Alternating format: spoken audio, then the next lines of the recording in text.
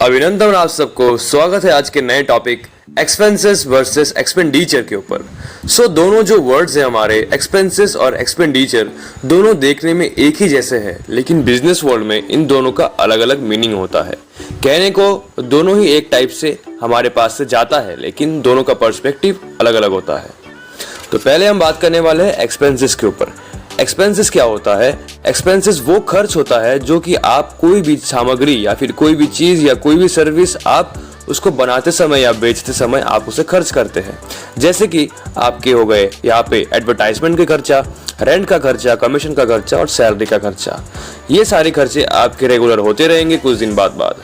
Expenses में हम mainly तीन चीजें या फिर हम कह सकते हैं कि तीन फैक्टर्स को हम रिकॉग्नाइज करते हैं। एक है हमारा कॉस्ट ऑफ गुड्स सोल्ड, फिर हमारा अमाउंट पेड एज एक्सपेंसेस, चाहे वो रेंट हो, कमीशन हो, एडवर्टाइजमेंट हो और डेप्रिसिएशन।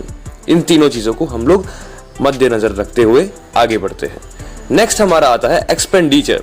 एक्सपेंडिचर क्या होता है? एक्सपेंडिचर वो खर्चा होता है, अब वो खर्चा किसी भी टाइप से हो सकता है ताकि आप अपने बेनिफिट के लिए खर्चा करें।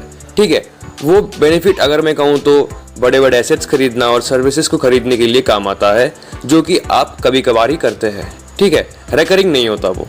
तो सिंपली मैं कहूँ तो एक्सपेंडिचर तीन टाइप्स के होते हैं।